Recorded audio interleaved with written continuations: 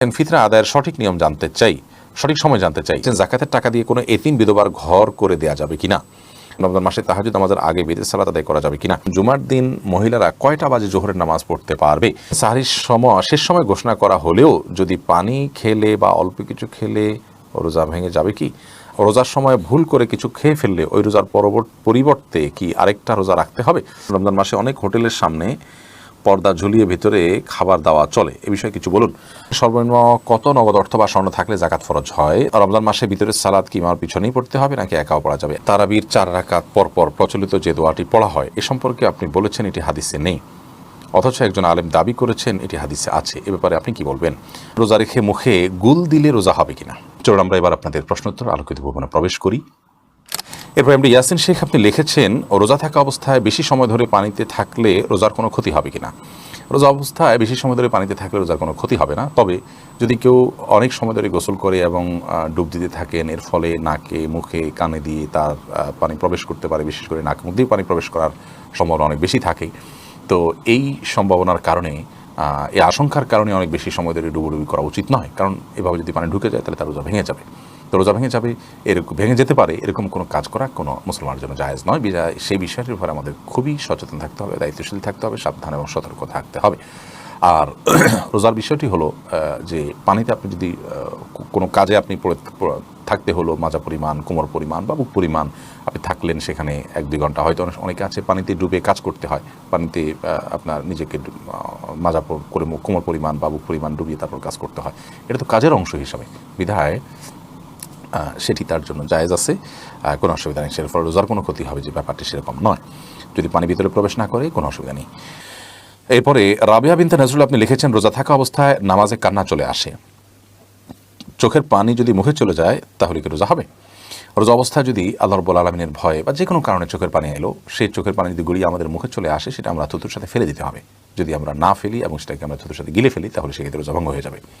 তো এক্ষেত্রে চোখের পানি মুখে আসলে সেটাকে যাতে আমরা না গিলে ফেলি সে বিষয়ে আমাদের সতর্ক থাকতে হবে, ফেলে দিতে হবে সেটা। শিপলু আইডি থেকে আপনি লিখেছেন, রোজা রেখে মুখে গুল দিলে রোজা হবে কিনা? ভাই শিপলু, সাধারণত গুল যেটা যারা গুল খেয়ে থাকেন বা মুখে নিয়ে থাকেন, আমরা দেখি তারা মুখের এক পাশে দিয়ে দীর্ঘ সময় সেটাকে ফেলে রাখেন। তো মুখের এক পাশে গুল দিয়ে যদি ফেলে রাখেন থুতুর সাথে, সেই গুল আপনার পেটে যাবে, একটু হলেও যাবে, অল্প হলেও যাবে, সেই সম্ভাবনা খুবই স্বাভাবিক, যার কারণে এটি জায়েজ হবে না রোজা রেখে। এটি করলে রোজা ভঙ্গ হতে পারে, রোজা ভঙ্গ হবে। রফিক আহমদ আপনি লিখেছেন, তারাবির 4 রাকাত পরপর প্রচলিত যে দোয়াটি পড়া হয় এ সম্পর্কে আপনি বলেছেন এটি হাদিসে নেই, অথচ একজন আলেম দাবি করেছেন এটি হাদিসে আছে, এ ব্যাপারে আপনি কি বলবেন? ভাই রফিক আহমদ, দুঃখজনক যে কথাগুলো ভালো করে অনেকে না শুনেই মন্তব্য করেন, আবার অনেকে শুনেও সেটাকে বিকৃত করেন। আমরা বলেছি তারাবির নামাজে 4 রাকাত পরপর যে দোয়া আমাদের দেশে পড়া হয়ে থাকে, সুবহানাজিল মুলক ওয়াল মালাকুতে শেষ পর্যন্ত, এই দোয়া 4 রাকাত পর, তারাবির পরে 4 রাকাত পরপর এই দোয়া পড়ার কথা হাদিসে নেই। আবারও বলছি, তারাবির 4 রাকাত পরপর এই দোয়া পড়ার কথা কোনো হাদিসে নেই, কোনো জাল হাদিসেও নেই। আবারও বলছি, তারাবির নামাজের 4 রাকাত পরপর এই দোয়া পড়ার কথা কোনো হাদিসে নেই। এই দোয়ার বিভিন্নভাবে এসেছে রুকুর তাসবিহ হিসেবে, সুবহানাজিল মালাকুতি ওয়াল জাবারুতি, রুকুতে নবী করিম সাল্লাল্লাহু আলাইহি ওয়াসাল্লাম সুবহানাল্লাহিল আযীমের জায়গায় আপনার এই তাসবিহ পাঠ করতেন, এই দোয়া পাঠ করতেন। তো রুকুর তাসবিহকে এনে যদি আপনি 4 রাকাত পরপর যে আমরা বৈঠক করে থাকি, বসে থাকি আরামের জন্য, রেস্টের জন্য, সেই জায়গায় আপনি সেট করেন, তার জন্য আপনার তো প্রুফ লাগবে। যেটা রুকুতে করতে বলা হচ্ছে সেটা আপনি এখানে করছেন, তার ভিত্তিটা কি? সেখানে আমি বলেছি যে কোনো হাদিসের ভিত্তি নেই। তো সেই মর্মে যদি কোনো হাদিস থাকে যে হ্যাঁ তারাবির পর 4 রাকাত পরপর এই দোয়া পড়ার কথা বলা হয়েছে, তাহলে সেটা উপস্থাপন করা যেতে পারে। কোনো হাদিস তো নেই। ফতোয়া স্বামীতে আছে, ফতোয়া স্বামীতে থাকার মানে তো হাদিস নয়, ফতোয়া স্বামী তো ফতোয়ার কিতাব। ফতোয়ার কিতাবে যদি কোনো কথা থাকে, কোনো আমলকে সুন্নাহ বলা হয় কথার কথা, কিন্তু হাদিসে তার কোনো প্রুফ না থাকে, তাহলে এটাকে আমরা সুন্নাহ বলতে পারি না। তো আমি যেটা বলেছি এটা পরিষ্কার যে 4 রাকাত পরপর, তারাবির 4 রাকাত পরপর এই দোয়া পড়ার কথা কোনো হাদিসে নেই। অতএব এই দোয়া আছে অন্য কোথাও পড়ার জন্য, সে হাদিস এনে যদি আপনি 4 রাকাত পরপর পড়ার বিষয়টি প্রমাণ করেন, তাহলে সেটা তো অবশ্যই অগ্রহণযোগ্য এবং হাস্যকর হবে। আশা করি বিষয়টি পরিষ্কার হয়েছে। ফজলুল হক আপনি লিখেছেন, বিশেষ কোনো উপলক্ষে কোনো কিছু খাওয়া কি বিদআত? ভাই ফজলুল হক, বিশেষ কোনো উপলক্ষে কোনো কিছু খাওয়া বিদআত হবে কেন? বিদআতের সংজ্ঞা তো পরিষ্কার। দিন বা ইসলামের নির্দেশ মনে করে, সওয়াবের কাজ মনে করে যদি কোনো কাজ, কোনো কিছু মানুষ খায়, অথচ সেটা খাওয়ার জন্য শরীয়তে নির্দেশ নেই এইভাবে, এই প্রক্রিয়া, এই সময়, তখন সেটা বিদআত হবে। শবে বরাতে হালুয়া খাওয়াটাকে যদি কেউ শবে বরাতের আমল সওয়াব মনে করেন, এবং সুন্নাহ মনে করেন এবং সেই হিসাবে খান, তাহলে সেটা বিদআতে পর্যবেসিত হতে পারে, সেই পথ পর্যন্ত যেতে পারে। বাট আমরা তো সেখানে পরিষ্কার করে বলেছি হালুয়া খাওয়া তো বেসিক্যালি হালাল, কেউ যদি খেতে চান খেলেন। এই কথাকে বিকৃতি করে আল্লাহর কোনো বান্দা প্রচার করছেন যে আমরা নাকি বলেছি যে আপনার কোনো দিবস ঠিক করে বা বিশেষ উপলক্ষে কিছু খাওয়া বেদাত, তাহলে রমজান মাসে আপনার ইফতারি উপলক্ষে ছোলা খাওয়া বেদাত হবে। নাউজুবিল্লাহ, এই ধরনের হাস্যকর কথা তো আমরা বলিনি। তো কথাকে বিকৃত করাটা আমাদের কাছে বৈধ মনে হয়। আল্লাহ তাআলা কোরআনে কারিমে এই ধরনের কর্মকাণ্ড সম্পর্কে বলেছেন, তাহসাবুনাহু হাইয়্যানা, কারো সম্পর্কে তুমি মিথ্যা অপবাদ দিলে, তিনি যা বলেননি তুমি তা বললে তার ব্যাপারে, তিনি যা করেননি তারপরে তুমি তা করলে, তাহলে সেক্ষেত্রে এটাকে তোমরা হয়তো হালকা মনে করছো, ঠুনকো মনে করছো, তুচ্ছ মনে করছো।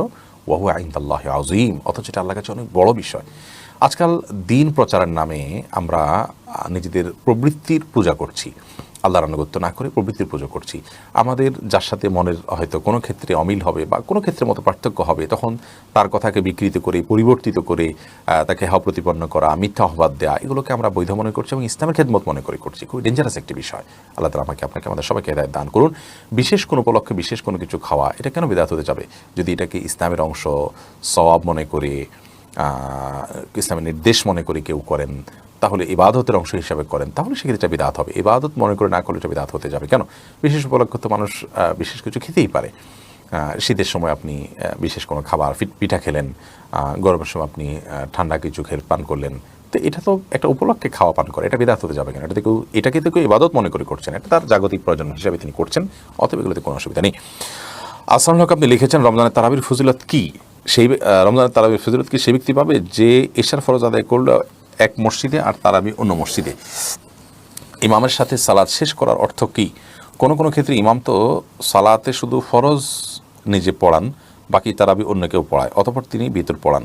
এক্ষেত্রে ইমামের সাথে কিয়াম করার স্বরূপ কি? মাঝের তারাবি না পড়ে শুধু ভিতর ইমামের পিছনে পড়া কি এর অন্তর্ভুক্ত? ভাই হাসান হক, হাদিসের যে ভাষ্য সেটা হলো মানসাল এশা মা আল ইমাম, যে ব্যক্তি ইমামের সাথে এশা পড়লো, এরপর ইমাম যাওয়ার পর সে গেল, তার মানে এশা থেকে নিয়ে ইমাম যাওয়া পর্যন্ত সে থাকবে পুরো সালাতে, যত সালাত হবে সেটা তারাবি হোক বিতির হোক সবগুলোতে সে অংশগ্রহণ করবে। এই ব্যক্তির জন্য সারা রাত জেগে ইবাদতের সওয়াব লেখা হবে।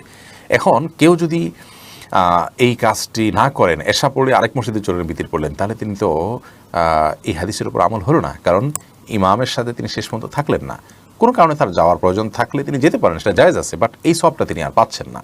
অতএব এই সব পেতে হলে শেষ পর্যন্ত থাকতে হবে, সেটা ইমাম তারাবি পড়ান বা না পড়ান। ইমাম তো আছেন সেখানে, এশা পড়েছেন, এরপর ইমাম আছেন, অতএব তিনিও সেখানে থাকবেন এবং বিতির পড়ানো পর্যন্ত অপেক্ষা করবেন। আল মাহমুদ হাসান মুরাদ, আপনি লিখেছেন আমরা সাহারি খাই বেলা উঠার প্রায় 1-1.5 ঘন্টা আগে, এটা কতটা শরীয়ত সম্মত? আমাদের নবী করিম সাল্লাল্লাহু আলাইহি ওয়াসাল্লাম কি আমাদের মতো এইভাবে টাইম মেপে সেহরি খেতেন? দেখুন, সাহরির শেষ সময় হলো সূর্য সুবহে সাদিক হওয়া, অর্থাৎ ফজরের ওয়াক্ত হওয়া। ফজর ওয়াক্ত হওয়ার মানে হলো যে পূর্বাকাশে সাদা আভা ফুটে উঠবে, এটা হলো ফজরের ওয়াক্ত, তার আগ পর্যন্ত সাহরি খাওয়া যায়। তো নবী করিম সাল্লাল্লাহু আলাইহি ওয়াসাল্লাম সেই সময় পর্যন্ত খেতেন। আল্লাহ তাআলা কোরআনে বলেছেন যে তোমরা খাওয়া পান করো হাত্তা ইয়াতাবাইয়ানা লাকুমুল খাইতুল আবিয়াদু মিনাল খাইতিল আসওয়াদি মিনাল ফাজর। সকালে যে কালো আকাশে যে কালো আভা থাকে, সেই কালো আভাটা দূর হয়ে সাদা আভা আসার আগ পর্যন্ত তোমরা খাও। অতএব সেই টাইম পর্যন্ত আমরা খাচ্ছি, নবী করিম সাল্লাল্লাহু আলাইহি ওয়াসাল্লাম এই আয়াতের উপর আমল করেছেন, তিনি এই টাইম পর্যন্তই খেয়েছেন। আমরা এখন এটাকে সেকেন্ড মিনিটে বের করে আনতে পেরেছি, সূক্ষ্মভাবে আবহাওয়াবিদরা সেটা করেছেন। তার যুগে এটা এতটা সহজ ছিল না, যার কারণে তিনি হয়তো একেবারে আমাদের মধ্যে এরকম সেকেন্ড মিনিট হিসাব করে খাবার ছাড়তে পারেননি, কিন্তু ওই সুবহে সাদিক যেটাকে আমরা আপনার ফজরের ওয়াক্ত বা বাউন্ডারি রাখছি, ওইটা নবী করিম সাল্লাল্লাহু আলাইহি ওয়াসাল্লাম বাউন্ডারি সেটা কি রেখেছেন। তবে সাহরি খাওয়ার ক্ষেত্রে একেবারে শেষ মুহূর্তে খাওয়া উত্তমের মানে এই নয় যে ঠিক আজানের আগ মুহূর্তে পর্যন্ত ঠেকিয়ে দিয়ে আমরা সাহরি খাবো, বরং আমরা সাহরি খাওয়ার পর কয়েকটা মিনিট হাতে থাকা উচিত। নবী করিম সাল্লাল্লাহু আলাইহি ওয়াসাল্লাম সাহরি খাওয়ার পর কয়েকটা আয়াত তেলাওয়াত করার মতো সময় তিনি রাখতেন, বিধায় শেষ সময় সাহরি খাওয়ার মানে এই নয় যে একেবারে লাস্ট মিনিটে পর্যন্ত নিয়ে খাওয়া।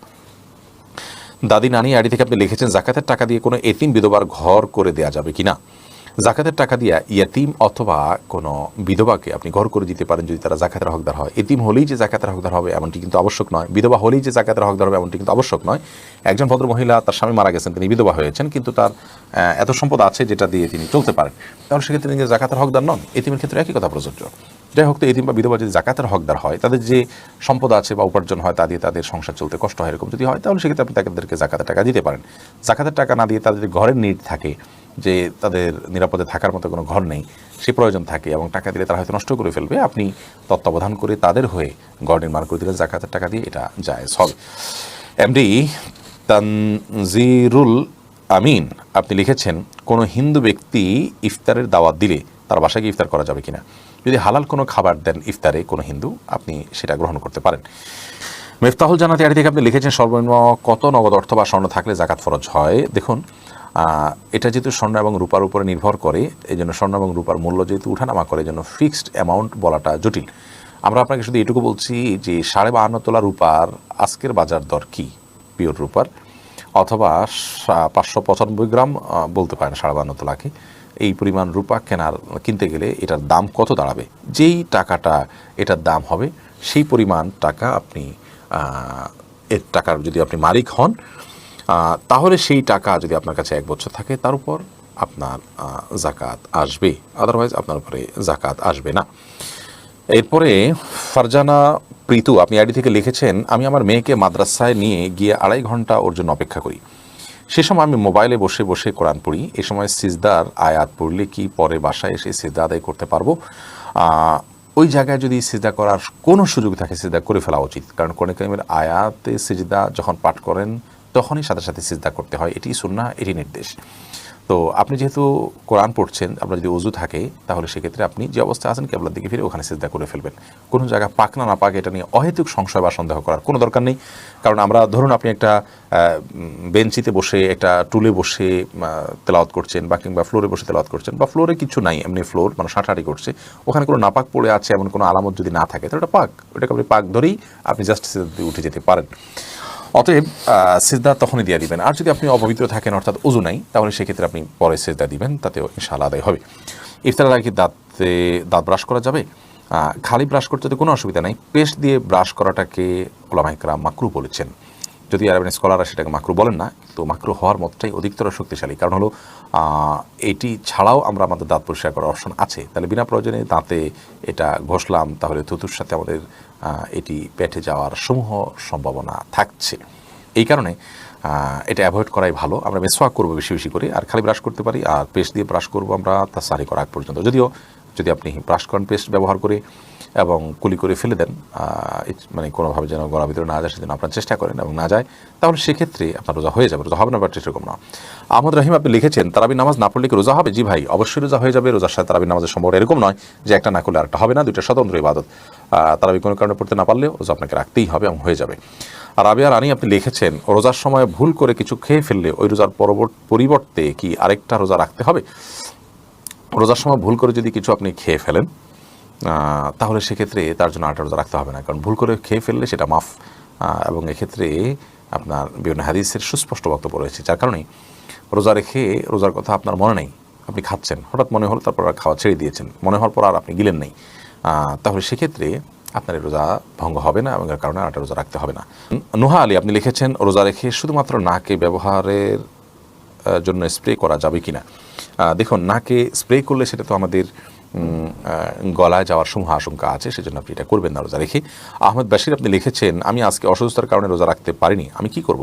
অসুস্থতা যদি এই লেভেলের হয় যে রোজা রাখার মতো ক্ষমতা আপনার নাই, আপনি অসুস্থ হয়ে পড়বেন, রোজা কন্টিনিউ করলে ভয়ঙ্করভাবে, এবং মৃত্যু বা অঙ্গহানি বা সিরিয়াস কোনো কষ্ট হবে যেটা অসহনীয় পর্যায়ে থাকবে, এই আশঙ্কা যদি আপনি রোজা ভাঙতে হয় বা রোজা না রাখতে হয়, তাহলে সেই রোজাটা আপনাকে রমজানের পর রেখে দিতে হবে। তার জন্য কোনো কাফারা বা অন্য কোনো ক্ষতিপূরণ দিতে হবে না, শুধুমাত্র যেই রোজা ভাঙা পড়বে সে রোজা রেখে দিলেই হবে। একটা ভাঙা পড়লে একটা, দুটা ভাঙা পড়লে দুটা রেখে দিবেন। এরপর সাব্বির হোসেন আপনি লিখেছেন, রমজান মাসে ভিতরের সালাদ কি ইমামের পিছনেই পড়তে হবে নাকি একাও পড়া যাবে? একাও পড়তে পারেন, কোনো অসুবিধা নেই, ইমামের পিছনে পড়তে হবে বাধ্যবাধকতা নাই। তবে ওই যে ফজিলত পেতে হলে ইমাম যাওয়া পর্যন্ত আপনাকে অপেক্ষা করতে হবে। রাত জেগে বা ফজিলত পেতে হলে ইমামকে নামাজে রেখে আপনি চলে যাবেন, এটা হবে না। বরং আপনি প্রয়োজনে অপেক্ষা করতে পারেন, দুই কুজি কি রাজকাত দোয়া পড়লেন, এরপর বিতির শেষে সবাই যখন গেল আপনি তখন বের হলেন। এরপরে কাশফি ইসলাম লিখেছেন, আমার মেয়ের বয়স 11 বছর 4 মাস, আমার মেয়ের রোজা কি ফরজ হয়েছে? মেয়ের প্রতি মাসে পিরিয়ড হয়। জি বোন, অবশ্যই আপনার মেয়ের রোজা ফরজ হয়েছে, তাকে রোজা রাখতে হবে। এমনি মিজানুর রহমান মিজান লিখেছেন, রমজান মাসে তাহাজ্জুদ নামাজের আগে বিতির সালাত আদায় করা যাবে কিনা? সর্বাবস্থায় বিতির নামাজ সর্বশেষে পড়তে হবে। আপনি তারাবির পরে যদি রাতে তাহাজ্জুদে আরও কিছু নামাজ পড়বেন আপনার ইচ্ছা থাকে, তাহলে সেক্ষেত্রে আপনি শেষে বিতির পড়বেন। শ্বশুর শাশুড়িকে কি আব্বা আম্মা ডাকা যাবে? জি, শ্বশুর শাশুড়িকে আপনি আব্বা আম্মা ডাকতে পারেন, এটা রূপক অর্থে ডাকছেন, সেই অর্থে ডাকতে পারেন। আপনি তাদেরকে তার অরিজিনাল আব্বা বাবা মা আপনার জন্মদাতা সেই অর্থে ডাকছেন না, যার কারণে এটা জায়েজ হবে, কোনো অসুবিধা নেই। এমডি এজাজ আহমেদ আপনি লিখেছেন, রোজা অবস্থায় কি রক্তদান করা যাবে? অনেক জায়গায় রক্তদান করতে গেলে বলা হয় যে তুমি 4 ঘন্টা আগে খেতে হবে, পান করতে হবে না, রক্ত নেওয়া হবে না। এরকম যদি হয় তাহলে রক্তদান করা যাবে না রোজা অবস্থায়। আর যদি এরকম কোনো বিষয় না থাকে, রক্তদান করেন, আপনি 1 ব্যাগ রক্ত দিলেন, কিংবা আপনি সিরিঞ্জি করে 1-2 সিরিঞ্জি রক্ত দিলেন স্যাম্পল হিসেবে টেস্টের, কোনো অসুবিধা নেই, তাতে রোজা ভঙ্গ হবে না। বিশেষ করে রক্ত দেওয়ার ফলে আপনি এত দুর্বল হয়ে যেতে পারেন যার ফলে আপনার রোজা তা রাখতে নাও পারেন, এরকম আশঙ্কা থাকলে সেটা ভিন্ন কথা। এরকম আশঙ্কা না থাকলে আপনি রোজা অবস্থায় রক্ত দিতে পারেন, কোনো অসুবিধা নেই। এরপরের প্রশ্ন হলো, সানজি ইসলাম শশী আপনি লিখেছেন, রোজা রেখে তরকারির লবণ টেস্ট করে থুতু ফেলে দিলে কি রোজা ভঙ্গ হয়ে যাবে? না বোন, এর কারণে রোজা ভঙ্গ হবে না। আপনি টেস্ট করার জন্য জিহ্বার আগায় 1-2 ফোঁটা আপনি ঝোল নিলেন, এরপর এটাকে থুতুর সাথে আপনি ফেলে দিলেন, পরিষ্কার করে ফেললেন, তাতে ইনশাআল্লাহ বিধান রোজা ভঙ্গ হবে না। কিন্তু একান্ত প্রয়োজন না হলে এটা না করাটা ভালো। এরপরে এমডি সালাউদ্দিন আহমেদ আপনি লিখেছেন, যে দোকানদার রোজা রাখে না তার দোকানের কোনো খাবার কি খাওয়া যাবে? খাবারটা আপনি কি খাচ্ছেন সেটা বিষয়, কার কাছ থেকে খাচ্ছেন সেটা বিষয় নয়। যিনি রোজা রাখছেন না তিনি গুনাহগার হচ্ছেন, তিনি পাপিষ্ঠ হচ্ছেন, তার পাপ তাকে পাবে। কিন্তু তার কাছ থেকে যে খাবারটা আপনি কিনে নিচ্ছেন, হালাল টাকা দিয়ে কিনছেন, খাবারটা যদি হালাল হয়, পাক হয়, আপনি কিনে খেতে পারেন, তাতে আপনার রোজা হবে, কোনো অসুবিধা নেই। তবে একজন রোজাদার একজন বেরোজদার দুজন যদি পাশাপাশি থাকেন এবং 2টা দোকান থাকে, তাহলে আপনি রোজাদারের কাছ থেকে একজন ভালো মানুষের কাছ থেকে কেনার চেষ্টা করবেন, এই অর্থে, এই জন্য যে তাতে একজন ভালো মানুষকে সহায়তা করার যে সওয়াব সেটি আপনি লাভ করলেন এবং অর্জন করলেন। তবে এর মানে এই নয় যে আপনার রোজা হবে না, ব্যাপারটা কিন্তু সেরকম নয়। আব্দুল ওয়াহাব আপনি লিখেছেন, না জেনে নাকের ড্রপ ব্যবহার করে ফেলেছি, রোজা হবে কিনা? আপনি না জেনে করেছেন, পরবর্তীতে রোজা রেখে ফেলবেন, এটাই হলো কর্তব্য। মাজুল ইসলাম আপনি লিখেছেন, রমজান মাসে অনেক হোটেলের সামনে পর্দা ঝুলিয়ে ভিতরে খাবার দেওয়া চলে, এ বিষয়ে কিছু বলুন। রমজান মাসে এ ধরনের ব্যবস্থাপনা মূলত বেরোজগারীদেরকে সহায়তা করা শামিল। আর যারা রোজা রাখছেন না অথচ রোজা রাখার সামর্থ্য তাদের আছে, কষ্ট হবে কিন্তু অসম্ভব নয়। তো এরকম ব্যক্তিরা যদি রোজা ভাঙেন তাহলে সেক্ষেত্রে তারা গুনাহগার হলেন, পাপিষ্ঠ হলেন, অপরাধ করলেন, কাবিরা গুনাহ করলেন। আপনি হোটেলে পর্দা দিয়ে তাদেরকে যদি খাওয়ানোর ব্যবস্থা করেন তাহলে সেক্ষেত্রে আপনি তাদের পাপটা করতে সহায়তা করলেন। এই ধরনের কাজ গর্হিত কাজ, অন্যায়, এই কাজগুলো করা উচিত নয়। তবে অমুসলিম আছেন, ভিন্ন ধর্মাবলম্বীরা আছেন, তারপর অসুস্থ ব্যক্তি থাকতে পারেন, তাদের জন্য খাবার যদি থাকে, বাচ্চারা থাকতে পারে তার জন্য খাবার নিয়ে যেতে পারেন কেউ, এরকম অপশন যদি থাকে সেটার জন্য দোকান খোলা রাখলো কেউ, সেটা জায়েজ হতে পারে। বাট খাবারের দোকানগুলোতে সচরাচর দিনের বেলা দিব্যি বেরোজদাররা খেয়ে থাকে, যার কারণে যারা হোটেল ব্যবসা করেন তাদের কর্তব্য হলো দিনের বেলায় এই সমস্ত মানুষের কাছে খাবার বিক্রি না করা, দোকান বন্ধ রাখা। পর্দা দিয়ে দিলে সেটা জায়েজ হবে, বাট সেরকম নয়। পর্দা দিলে হয়তো একটু লাজ লজ্জা হলো, প্রকাশ্যে খেলো না, এতটুকু মন্দের ভালো। বাট একজন ব্যবসায়ী তিনি হারামে সহায়তা করতে পারেন না। ওয়ালা তাআওয়ানু আলাল ইসমি ওয়াল উদওয়ান, আল্লাহ বলেছেন পাপ এবং সীমালঙ্ঘনের কাজে তোমরা একে অন্যের সহায়তা করো না, সেই জায়গা থেকে তিনি এটা করা উচিত নয়। সাউদা উম্মে হাবিবা আইরিন আপনি লিখেছেন, জুমার দিন মহিলারা কয়টা বাজে জোহরের নামাজ পড়তে পারবে? জোহরের ওয়াক্ত হওয়ার পরেই পড়তে পারবে, মসজিদে জুমার নামাজের জামাত হওয়ার পরেই পড়তে হবে এমনটি অনেকে মনে করেন, অথচ এমনটি কোনো আবশ্যক নয়। আপনি চাইলে জুমার নামাজের আগেও, অর্থাৎ ওয়াক্ত হয়ে গেছে জোহরের 12টা আজকে জোহর ওয়াক্ত হয়ে গেছে, এরপর থেকে আপনি বাসায় জোহর পড়তে পারেন। জাকিয়া হোসেন আপনি লিখেছেন, একজন নারী কতটুকু স্বর্ণ ব্যবহার করতে পারবেন আর কতটুকু হলে জাকাত দিতে হবে? দেখুন, ব্যবহারের স্বর্ণে জাকাত দিতে হবে, এটাই অধিকতর শক্তিশালী মত, যদি অনেক উলামা ইকরাম বলেছেন ব্যবহারের স্বর্ণে জাকাত দিতে হবে না। অতএব আপনি কতটুকু স্বর্ণ ব্যবহার করছেন এটি ইস্যু নয়, আপনি যতটুকু স্বর্ণ ব্যবহার করছেন এটা নেশাবে পড়ছে কিনা, নেশাবে পড়লে আপনাকে জাকাত দিতে হবে, সেটা কম হোক আর বেশি হোক, যদি নেশাবে হয় আপনাকে জাকাত দিতে হবে। তাহিয়া আপনি লিখেছেন, সাহরির শেষ সময় ঘোষণা করা হলেও যদি পানি খেলে বা অল্প কিছু খেলে রোজা ভেঙে যাবে কি? সাহরির সময় শেষ, এটা যদি আপনি নিশ্চিত হন টাইম শেষ হয়ে গেছে, তারপরে যদি আপনি পানি অথবা মেডিসিন বা যাই খান, অল্প যদি খান, তাতে রোজা ভাঙা হবে এবং এই রোজাটা আপনাকে পরবর্তীতে রেখে দিতে হবে। সাহরির জন্য মাইকে ডাকাডাকি করা কি ইসলাম শরিয়া কীভাবে দেখে? ইসলামী শরিয়াকে আমি যতটুকু বুঝেছি সে আলোকে বলতে পারি যে সাহরির জন্য মাইকে ডাকাডাকি করা আমাদের বর্তমান প্রেক্ষাপটে আমাদের সমাজের জন্য কোনো ভালো কাজ নয়। তবে কোনো জায়গায় যদি এরকম হয় যে মাইকে ডাকাডাকি না করলে মানুষ উঠতে পারবে না, রোজা রাখতে পারবে না, এটা তাদের জন্য বরং হেল্পফুল হবে ডাকাডাকি করাটা, তাহলে সেটা সেখানে বিধেয় এবং জায়েজ হতে পারে। আজকাল বেশিরভাগ ঘরেই অ্যালার্ম সিস্টেম আছে, প্রত্যেকটা ঘরেই মোবাইল আছে একাধিক, এবং মোবাইল সেটগুলোতে অ্যালার্ম দেওয়ার ব্যবস্থা আছে, অন্যকে ফোন কল দিয়ে ডেকে দেওয়ার ব্যবস্থা আছে। এরপরেও যদি মসজিদে ডেকে দিতে হয় সেটা খুব হালকাভাবে ডেকে দেওয়া যেতে পারে। দীর্ঘ সময় পর্যন্ত মসজিদের মাইকে চিৎকার করে নাশিদ বা ইসলামী সঙ্গীত গাওয়া, কোরআন কারীমের তেলাওয়াত করা বা মানুষকে ডাকা, এটি নানা কারণে অনুচিত। প্রথমত অমুসলিম বা যারা অসুস্থ বা শিশু যারা রোজা রাখবেন না তাদের ঘুম ভাঙার কারণ হয়। দ্বিতীয়ত এটির ফলে অনেকে ভোর রাতে তাহাজ্জুদ দোয়া দোতের মাশগুল থাকেন, তাদের ডিস্টার্ব হয়।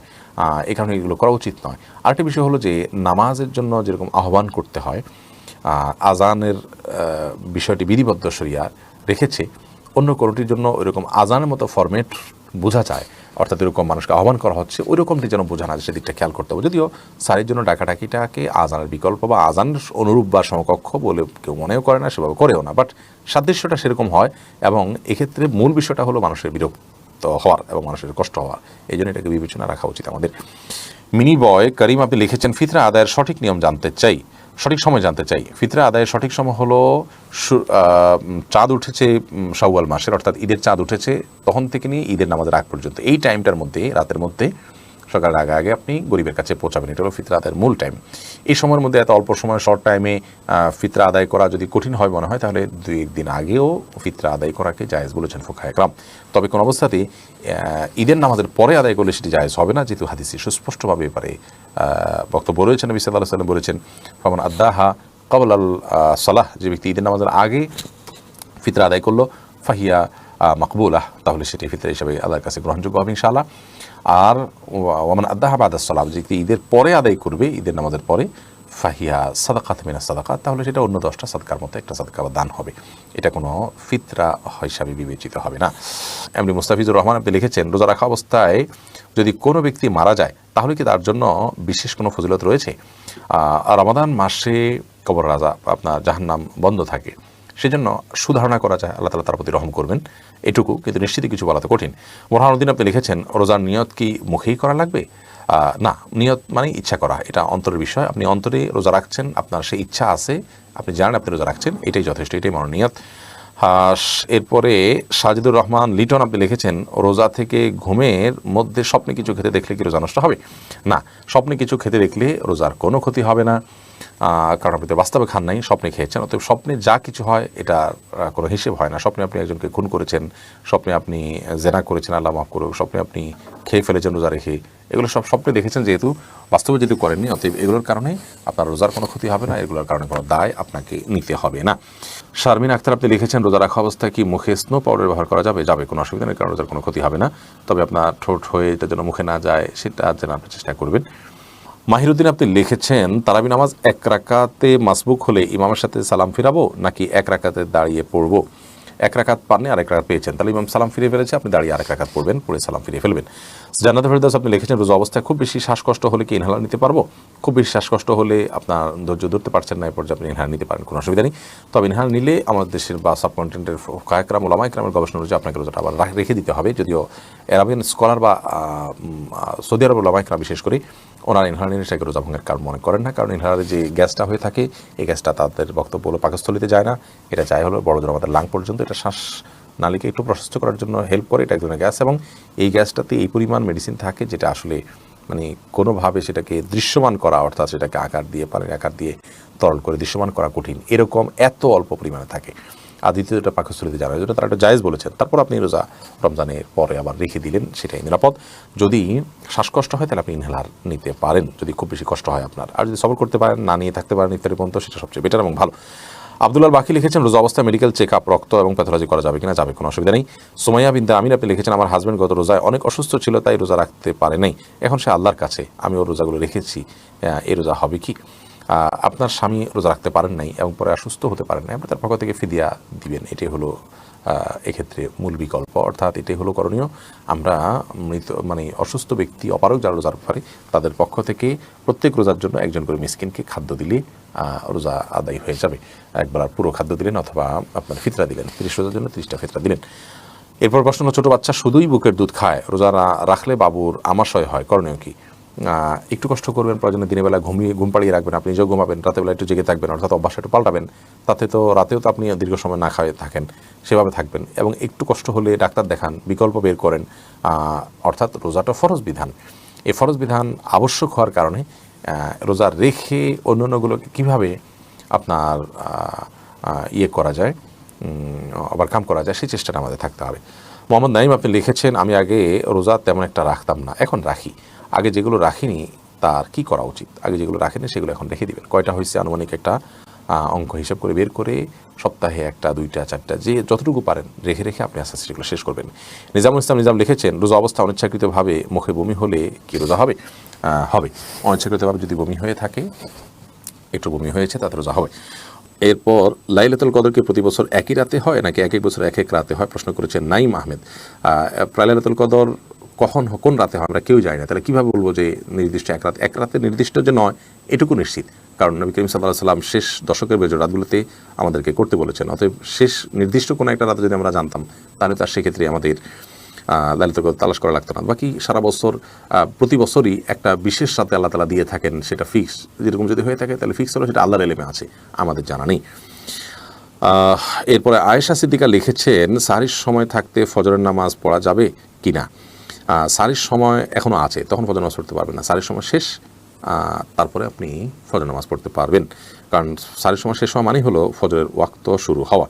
তারাবি না পড়লে গুনাহ হবে কিনা, পারভেজ হাসান তারেক লিখেছেন, গুনাহ মানে ক্ষতি তো হবেই, আপনি এটা সওয়াব থেকে বঞ্চিত হলেন। নবী করিম সাল্লাল্লাহু আলাইহি ওয়াসাল্লাম পড়তেন, সাহাবায়ে কেরাম গুরুত্বের সাথে পড়তেন, জামাতের সাথে, সুন্নাত মুআক্কাদা তরক করলেন, আপনি সেই অর্থে ক্ষতি হবে। কিন্তু এর কারণে কাবিরা গুনাহ হওয়ার, যেটা বড় পাপ হওয়া, বড় অপরাধ হওয়া, শাস্তি হওয়া আল্লাহর কাছে কিয়ামতের ময়দানে, এরকম কোনো কিছু হবে না। কিন্তু এটা পাপ এবং অপরাধ, আপনার ক্ষতি তো অবশ্যই হবে। এটা ক্ষতি তো অবশ্যই হবে, অপরাধ এর মানে অপরাধ বলতে আমরা কবিরা গুনাহ যেটা বুঝিয়ে থাকি সেটা না হলেও, অতএব ইচ্ছাকৃত এটা না পড়ে থাকা উচিত নয়। এরপরে আয়েশা সিদ্দিকা, ছোট বাচ্চা থাকায় 20 রাকাত তারাবি নামাজ পড়তে পারে, কষ্ট হয়, সেক্ষেত্রে নামাজ কমিয়ে পড়া যাবে কিনা? কখন আপনি অসুবিধা হলো কম পড়লেন, কোনো অসুবিধা নেই। নফল যেহেতু এটা আপনার অসুবিধার কারণে আপনি এটা কম পড়লেন বা ভেঙে ভেঙে পড়লেন, এই সুযোগগুলো কিন্তু আছে।